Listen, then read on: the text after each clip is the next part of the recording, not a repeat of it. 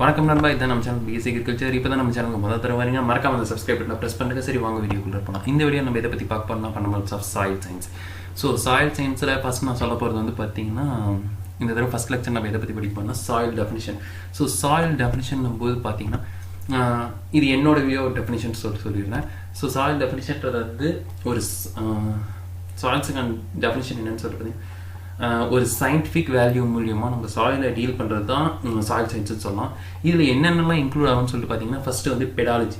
So சாயிலோட Genesis, சாயிலோட தோற்றம் எப்படி, அதே மாதிரி அதை எப்படிலாம் கிளாஸிஃபை பண்ணலாம், அதே மாதிரி மேப்பிங் எங்கெங்கெல்லாம் இருக்குதுன்னு சொல்லிட்டு இது பண்ணுறது தான் ஃபஸ்ட்டு இதில் இன்க்ளூட் ஆகும். அடுத்து வந்து அதோட சாயிலோட ஃபிசிக்கல், கெமிக்கல், பயாலஜி, அதே மாதிரி fertility status of the soil வந்து பார்த்தீங்கன்னா இதில் இன்க்ளூட் சாயில் சயின்ஸில் வந்து நம்ம படிப்போம். ஸோ இந்த சாயில் சயின்ஸை நம்ம படிக்கணும்னா ஃபர்ஸ்ட் நம்மளுக்கு இந்த சாயில் சயின்ஸில் இருக்கக்கூடிய ஒரு 6 இம்பார்ட்டன்ட் டிசிபிள்ஸ்ன்னு சொல்லலாம்.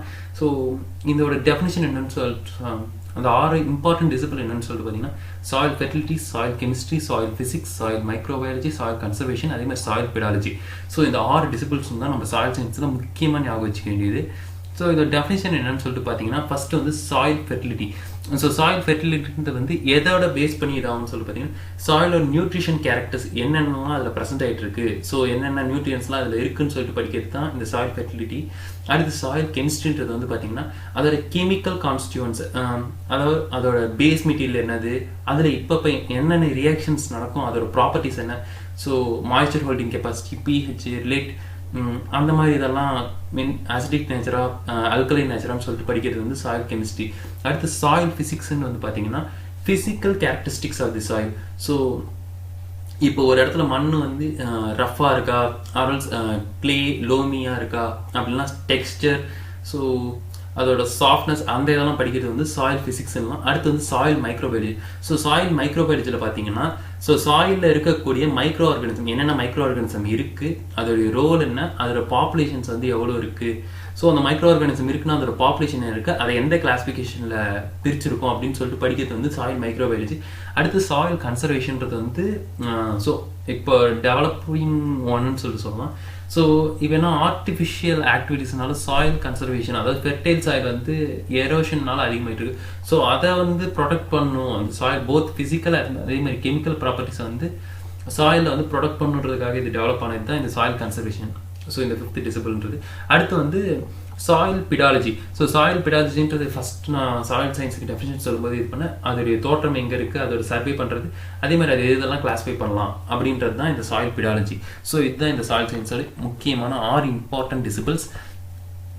அடுத்து இப்போ நம்ம சாயில் சயின்ஸை பற்றி வியூ பண்ணோம்னா, ஃபர்ஸ்ட் நம்ம சாயில்னா என்ன அர்த்தம்னு சொல்லிட்டு புரிஞ்சுக்கணும். ஸோ சாயில்ன்றது வந்து சோளம்னு சொல்லக்கூடிய ஒரு லாட்டின் வேர்டில் இருந்து டெரைவ் ஆனது தான். அந்த சோளமுக்கான அர்த்தம் என்னன்னு சொல்லிட்டு பார்த்தீங்கன்னா ஃப்ளோர். ஸோ தளம் சொல்லிட்டு ஒரு அர்த்தம். ஃப்ளோர்னா தளம், ஒரு ஸ்டேபிளான ஒரு கிரவுண்டுன்னு சொல்லிட்டு அர்த்தம் வச்சுக்கலாம் இந்த சோளமுக்கு. ஸோ இந்த வியூ ஆஃப் சாயிலை ஒவ்வொருத்தரும் எப்படிலாம் இந்த சாயிலை வந்து மீன் பண்ணுவாங்கன்னு சொல்லிட்டு பார்த்தீங்கன்னா, ஃபர்ஸ்ட் வந்து லேமன். ஸோ லேமன்ற ஒரு சயின்டிஸ்ட் வந்து எப்படி இது பண்ணாருன்னு சொல்லிட்டு பார்த்தீங்கன்னா, டர்ட், அதே மாதிரி துகள்கள். ஸோ சாயில்ன்றது ஒரு துகள் அப்படின்னா குப்பை, அந்த மாதிரி தான் இது பண்ணார். ஸோ இதை வந்து ஒரு அக்ரிகல்ச்சரிஸ்ட் வந்து இதே சாயிலை வந்து எப்படி மீன் பண்ணுவான்னு சொல்லிட்டு பார்த்தீங்கன்னா, ஒரு habitat for plant growth. So தாவரங்கள் வளர்றதுக்கு ஒரு நிலையான இடம்னு சொல்லிட்டு சொல்லலாம். அந்த மாதிரி வந்து அக்ரிகல்ச்சர்ஸ் மீன் பண்ணாங்க. இதே மைனிங் இன்ஜினியரை வந்து சாயிலை வந்து வியூ பண்ண சொல்லும்போது அவர் வந்து எதாவது வியூ பண்ணுவார்னா, ஸோ ஒரு வேல்யூபிள் ராக்ஸான நம்மளுக்கு தேவைப்படக்கூடிய மினரல்ஸ், அதே மாதிரி டைமண்ட்ஸ், கோல்டு, அந்த இதெல்லாத்தையும் பார்த்தீங்கன்னா கவர் பண்ணி இருக்கக்கூடிய ஒரு டெப்ரிஸ் அப்படின்னு சொல்லிட்டு மீன் பண்ணுவார். இதே சிவில் இன்ஜினியர் கிட்ட வந்து நம்ம சாயிலை வியூ பண்ண சொன்னோம்னா, அவருக்கு வந்து இது ஒரு மெட்டீரியல், ஸோ அதுக்கு மேலே நம்ம ரோட், ஹவுசஸ், பில்டிங் இது எல்லாமே பில்ட் பண்ணலாம். ஸோ ஹியூமன் யூஸ்க்காக பில்ட் பண்ண முடியும். ஸோ இந்த மாதிரி ஒவ்வொருத்தருக்கும் வியூ ஆஃப் சாயில் வந்து டிஃப்ரெண்ட் ஆகும். அதே மாதிரி நம்ம இப்போ நம்ம சாயில் சயின்ஸில் வந்து நம்ம அக்ரிகல்ச்சர் சாயில் சயின்ஸ் தான் நம்ம இப்போ அதிகமாக நம்ம படிக்கிறது. ஸோ இதில் வந்து ரொம்ப இம்பார்ட்டண்டான 2 டெஃபினேஷன் வந்து நான் இதில் கொடுத்துறேன். ஸோ ஃபர்ஸ்ட் வந்து விட்னேன்ற ஒரு சயின்டிஸ்ட் வருது. ஸோ விட்னேன்றவர் வந்து சாயிலுக்கு என்ன டெஃபினேஷன் கொடுத்தாருன்னா, soil is a nutrition bin which use to supply all the required nutrients for the plants. So இவர் வந்து சாயிலை வந்து ஒரு ஸ்டோர் ஹவுஸ்ன்னு சொல்லிட்டு தான் சொல்லுவார். அதாவது ஒரு செடிக்கு தேவையான அத்தனை ஊட்டச்சத்துக்களையும் கொடுக்கக்கூடிய ஒரு மீடியம் அப்படின்னு சொல்லிட்டு விட்னின்றவர் சொல்லிருக்காரு. அடுத்து வந்து டொக்கச்சிவ். ஸோ இவர் வந்து பார்த்தீங்கன்னா ஒரு ரஷ்யன் சயின்டிஸ்ட், அதே மாதிரி இவர் ஃபாதர் ஆஃப் சாயில் சயின்ஸ்னு சொல்லுவாங்க. ஸோ இவர் வந்து என்ன சொல்லிருக்காருன்னா, சாயில்ன்றது வந்து பார்த்தீங்கன்னா ஒரு ஆர்கானிக் மினரல், அதே மாதிரி ஆர்கானிக் கான்ஸ்டியூவன்ஸ். ஸோ இது வந்து ஒரு டெஃபனைட் ஜான்சஸாக வந்து இருக்கு. அதே மாதிரி ஒவ்வொரு இடத்துக்கு ஏற்ற மாதிரி அந்த சாயிலோட நேச்சர் அப்படின்றது வந்து ஒவ்வொரு இடத்துக்கு ஏற்ற மாதிரி மாறும் அப்படின்னு சொல்லியிருக்காரு. அது மட்டும் இல்லாமல் நம்ம சாயிலை வந்து இன்னொரு ஷார்ட் ஃபார்மாக தான் நம்ம சாயில் சொல்கிறோம். அதை வந்து ஃபுல் ஃபார்ம் எலாபரேட்டாக நம்ம எப்படி சொல்லலாம்னு சொல்லிட்டு பார்த்தீங்கன்னா soul of infinite life. So ஏன்னா நம்ம சாயில்ன்றது வந்து இப்போ இடத்துல இல்லவே இல்லைன்னா ஒன்லி அக்வாட்டிக் அனிமல்ஸ் மட்டும்தான் தண்ணியில் வாழ்ந்துட்டு இருக்க முடியும். ஸோ நம்மள மாதிரி ஹியூமன்ஸ், அதே மாதிரி அதர் டெரஸ்ட்ரியல் பீயிங்ஸ்க்கு வந்து ஒரு வாழ்வாதாரம், அதே மாதிரி மைக்ரோ ஆர்கானிசம் எல்லாத்துக்குமே ஒரு வாழ்வாதாரமாக இந்த சாயில் தான் இருக்குது. அடுத்து வந்து soil as a 3 dimensional structure. So நம்ம ஏன் சாயில் 3 dimensional ஸ்ட்ரக்சர் அப்படின்னு 3 dimensional பாடின்னு சொல்கிறோம்னா, சாயிலுக்கு பார்த்தீங்கன்னா லென்த், பிரெத், அதே மாதிரி டெப்த்ன்னு சொல்லக்கூடிய 3 பரிமாற்ற குணங்களும் இருக்குது. ஸோ ஒரு 3D ஸ்ட்ரக்சர்னு சொல்லலாம். அதே மாதிரி இதுங்க வந்து பார்த்தீங்கன்னா ஒரு ஒரு லேண்ட் சர்ஃபேஸில் கண்டினியூஸாக ப்ரெசென்ட் ஆகிட்டு இருக்கும். அதே மாதிரி ஒவ்வொரு இதோட ப்ராப்பர்ட்டிஸ் வந்து பார்த்தீங்கன்னா ஒவ்வொரு இடத்துல இருந்து இன்னொரு இடத்துக்கு வந்து டிஃபர் ஆகிட்டே இருக்கும். ஸோ அதனால தான் ஒரு டைவர்ஸ் நேச்சர் இருக்குன்னு சொல்லிட்டு நான் டெஃபினிஷன் சொல்லும்போதே சொன்னேன். அதே மாதிரி இந்த சாயிலுக்கு வந்து அப்பர் பவுண்டரின்றது பார்த்தீங்கன்னா ஒன்று ஏராக இருக்கணும், இல்லை வாட்டராக இருக்கணும். அதே மாதிரி லோவர் பவுண்டரின்றது வந்து ராக் லித்தோஸ்பியர். ஸோ ராக் லித்தோஸ்பியர்ன்றது எது இல்லைங்க, மதர் ராக்ஸ்ன்னு சொல்லக்கூடிய எதுலேருந்து அந்த சாயில் உருவாச்சோ அந்த பாறைகளை வந்து ராக் லித்தோஸ்பியர்னு சொல்லலாம். அதே மாதிரி தாய் பாறை அப்படின்னு சொல்லிட்டு சொல்லலாம். அடுத்து நம்ம இந்த உலகத்தில் இருக்கக்கூடிய சாயிலை வந்து வால்யூமெட்ரிக் மூலியமாக நம்ம கம்போஸ் பண்ணணும்னு சொல்லிட்டு பார்த்தீங்கன்னா சாயிலில் வந்து பார்த்தீங்கன்னா அரௌண்ட் 45% வந்து மினரல் மேட்டர் இருக்குது. வெறும் 5% தான் ஆர்கானிக் மேட்டர் இருக்கும். அதுக்கு மேலே வந்து பார்த்தீங்கன்னா சாயில் வாட்டர் வந்து 25% இருக்கும், சாயில் ஏர் வந்து 25% இருக்கும். ஸோ இதில் இந்த 5% நம்ம அக்ரிகல்ச்சரல் சாயில் சயின்ஸ் படிக்கும்போது கரெக்டாக பார்த்தீங்கன்னா இந்த ஆர்கானிக் மேட்டரில் இருக்கக்கூடிய அந்த 5% தான் நம்ம அதிகமாக நோட் பண்ணுவோம். ஸோ அந்த ஆர்கானிக் மேட்டர் அந்த 5%ல் வந்து பார்த்தீங்கன்னா 80% வந்து ஹியூமஸ் இருக்கும். அதே மாதிரி ரூட்ஸ் வந்து 10% இருக்கும், ஆர்கானிசம் வந்து 10% இருக்கும்.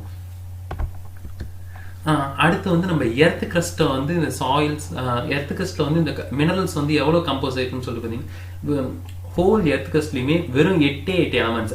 ஸோ 8 எலமெண்ட்ஸ் வந்து பார்த்தீங்கன்னா 98.6% வந்து இந்த எர்த் கிரஸ்ட்டில் வந்து ப்ரெசென்ட் ஆகிட்டு இருக்கு. அது என்னன்னு சொல்லிட்டு பார்த்தீங்கன்னா oxygen, silica, aluminium, iron, calcium, sodium, potassium, அதே மாதிரி மெக்னீசியம். இந்த 8 எலமெண்ட்ஸ் வந்து பார்த்தீங்கன்னா எர்த் கிரஸ்ட்டில் 98.6% வந்து ஆக்குபை பண்ணிட்டு இருக்கு. ஸோ மீதி இருக்க எலமெண்ட்ஸ் எல்லாம் பார்த்தீங்கன்னா வெறும் 1.41% தான் வந்து ப்ரெசென்ட் ஆகிட்டு இருக்கு. அடுத்து வந்து இப்போ நம்ம சாயில் சயின்ஸை பற்றி இந்த இதில் நம்ம படிக்க போகிறோம்னு சொல்லி இது பண்ணிச்சு. ஸோ சாயில் சயின்ஸை வந்து அப்ரோச் பண்ணுறதுக்கு மொத்தம் 2 இதாக இருக்குது. ஸோ இந்த சாயிலை படிக்கணுன்னாவே ஒரு 2 அப்ரோச் தான் இது வரைக்கும் நம்ம யூஸ் பண்ணிருக்கோம். அது என்னன்னு சொல்லிட்டு பார்த்தீங்கன்னா பிடாலஜி, அதே மாதிரி எடாஃபாலஜி. ஸோ ஃபர்ஸ்ட்லேருந்தே நம்ம சொன்னது வந்து பெடாலஜி வந்து நான் சொல்லிட்டு தான் இருக்கேன். ஏன்னா ஃபர்ஸ்ட் நான் என்னோட வே ஆஃப் டெஃபினிஷன் சொல்லும் போது நான் பெடாலஜி பற்றி சொன்னேன். ஸோ பிடாலஜின்றது வந்து என்னன்னு சொல்லிட்டு பார்த்தீங்கன்னா ஒரு சாயிலோட அன்டிஸ்டர்ப்டு சாயிலோட நேச்சுரல் அக்கரன்ஸ், அதே மாதிரி அது எந்த என்விரான்மெண்ட்டில் இருக்குது அப்படின்றத வந்து படிக்கிறது தான் இந்த பிடாலஜின்றது. ஸோ எடாஃபாலஜின்றது வந்து கொஞ்சம் பிடாலஜிலேருந்து டிஃபர் ஆகிட்டு இருக்கும். ஸோ இது வந்து ஹையர் பிளான்ஸ் ஆஃப் கிளாசிஃபிகேஷன் மூலியமாக அந்த சாயில் வந்து எப்படி கிளாஸிஃபை ஆகிருக்குன்னு சொல்லிட்டு நம்ம படிப்போம். இதில் என்னென்ன அப்படி படிப்போம்னு எடாஃபாலஜியில் அப்படி என்னென்ன படிப்போம்னு சொல்லிட்டு பார்த்தீங்கன்னா பிளான்ட் ப்ரொடக்ஷன், அதாவது ஹியூமன் நீட்ஸுக்கு பிளான்ட் ப்ரொடக்ஷனுக்கு எப்படி இந்த வேரியஸ் ப்ராப்பர்ட்டிஸ் ஆஃப் சாயில் வந்து யூஸ் ஆகுது அப்படின்னு சொல்லிட்டு படிக்கிறது தான் இந்த எடாஃபாலஜிக்கல் ஸ்டடி. ஸோ இந்த 2 அப்ரோச்சஸ் தான் நம்ம இது வரைக்கும் சாயில் ஸ்டடியில் நம்ம இம்பார்ட்டண்ட்டாக படிச்சுட்டு இருக்குது. ஸோ உங்களுக்கு லெக்சர் நோட்ஸ் வந்து டிஸ்கிரிப்ஷனில் கொடுத்துட்டேன். அதே மாதிரி உங்களுக்கு இந்த வீடியோ எப்படி இருக்குன்னு சொல்லிட்டு கமெண்ட் செக்ஷனில் கமெண்ட் பண்ணுங்கள். அதே மாதிரி நம்ம இன்ஸ்டாகிராம் சேனலோட லிங்க் இந்த நோட்ஸ்லையும் கொடுத்துருக்கேன், அதே மாதிரி கீழே இருக்க டிஸ்கிரிப்ஷன்லையும் கொடுத்துருக்கேன். ஸோ மறக்காமல் ஜாயின் ஆகிக்கோங்க.